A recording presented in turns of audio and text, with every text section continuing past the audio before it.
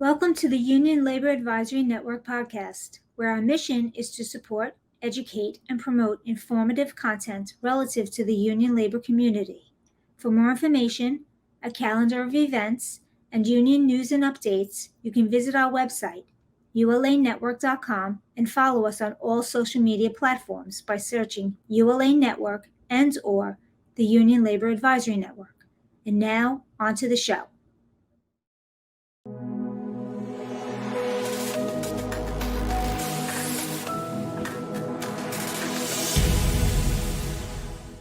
Hello friends and welcome to the Union Labor Advisory Network. I'm Mike Fina. Today I'm very proud and privileged to be amongst somebody that I've known for quite some time supporting labor, Maddie Aracich, who's with the Building and Construction Trades Council of Nassau and Suffolk County. Thank you very much, Maddie, for sitting down with me today. Look, it's my pleasure. And if you think you're honored, the honor's all mine. Oh, thank you very much, Maddie. Yeah. Appreciate it. Maddie, could you tell us a little bit more about the Nassau-Suffolk Building Trades, how it got started, what you're there, and how you're supporting labor? Within the group. Sure. So as we go back in time, the Nassau-Suffolk Building Trades is going to celebrate its 85th year this year. It's a tremendous achievement. One of the reasons is organized labor. It started to splinter off from the city, and that's how all of Long Island started to get built. The reason was it was a component of making sure that, getting out of the city, getting out of the ideas of making sure that we can have a middle class, own a home instead of an apartment. In fact, Levittown is your first kind of a community where it was the first development outside of New York City. Wow.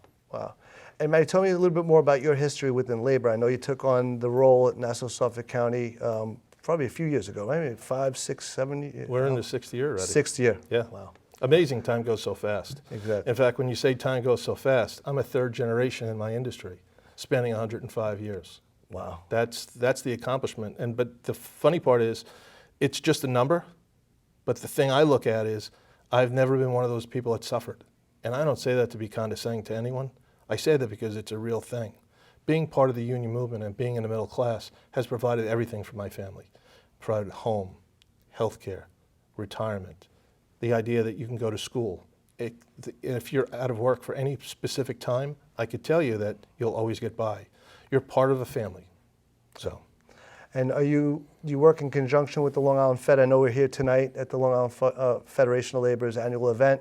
You know how the collaboration works amongst the building trades and the Long Island Federation? Sure, I will tell you we have a symbiotic relationship. And I say that by all means, that's exactly what it is.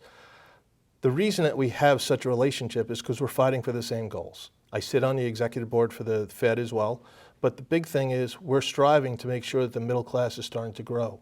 Look, if we look back 5 years ago, we say that how many jobs do we have, and we have a lot more.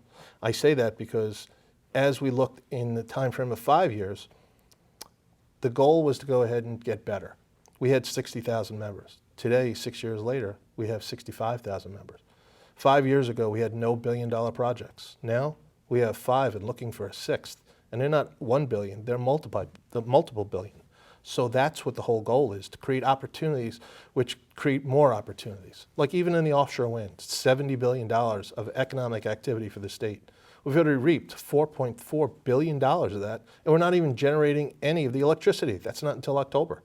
And we'll continue to do more, continue to create opportunities, create more jobs for everybody. But they're not really jobs, they're careers. That's great. The ULA Network would like to thank our sponsor, ULICO, for their support in helping to educate and promote union labor and our communities. Can you tell us a little bit about how can, the communities help support the trades, Long Island Fed as well, get the word out, or just explain, what it is that you're doing, because you're doing incredible work. I've had the great fortune of working in a lot of different building trades and going through and seeing the apprenticeship opportunities, the training that's involved, the career opportunities like you'd mentioned before. It's just really inspiring to me, and I'm very fortunate to be a vendor helping to support that particular cause because I see what these jobs are all about. And I'm just really proud to work with you and to help your cause, but just want to share maybe with some of the audience and viewers, what can we do to help support you in a much bigger way? Sure, but the one thing I want to impress upon you is, I'm the leader here, but I'm not the only one that does this. Of course. This is an all hands on deck, and everybody pulls their weight. If we go ahead and ask for certain things, whether it be that they participate in programs, whether they participate in job fairs, whether it's community events, whether it be legislative events, you always know that we have our backs and we all stick together to make sure this works. That's why we've been so successful. The goal is to make sure that everybody walks in tandem.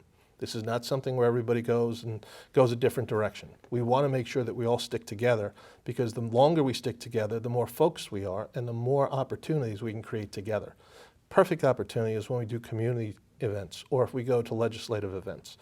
Making sure that everybody's lockstep and making sure they have the same message and shows that labor is behind this is a very, very strong message on Long Island. That's great. And again, for me, a strong advocate and working 16 years in the trades and just watching some of my labor family move up in their career and the passion that they have, I'm just very fortunate and privileged to be here. And for me, it's just trying to figure out how do I educate communities and people that, viewers, what these union job opportunities are all about. And it just makes me proud to know you and all the other labor officials that are out here on Long Island today. So I'm very fortunate. I want to thank you for your time.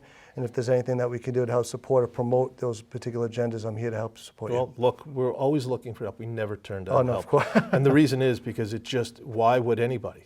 We're Exactly. only helping others. I mean, the idea is we're very, very comfortable in making sure that we have that outreach. There is no person who should not have a union job. There is no person who should be exploited. There is no person who shouldn't be able to have health care. We want to be able to make sure we provide the opportunity so they have that. And with all the things that are happening now and the economic development coming to Long Island, it has just been that wonderful of a situation.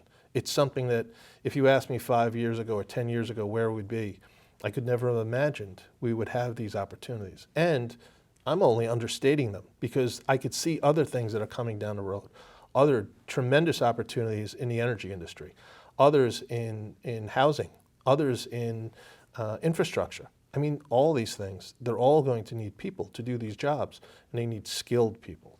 They need people who are professionals, and they need people who are safe. Those are the key components in making sure every job is successful. That's great. Thank you, Maddie, so much for your time, for the insight, for the information. And again, we're proud to support you. And if we could be of any support in the future, we're here to help you. You know what I want to thank? What? Thank you for your friendship. Thank you, Maddie. I appreciate it. No, my pleasure. Thanks. Thanks again. Thanks for tuning into this episode of the Union Labor Advisory Network. To stay in the loop, we ask that you please visit our website, ulanetwork.com, and sign up for our newsletter, where we're sending updates relative to the union labor community directly to your inbox. Thank you for supporting labor, and we'll see you next time.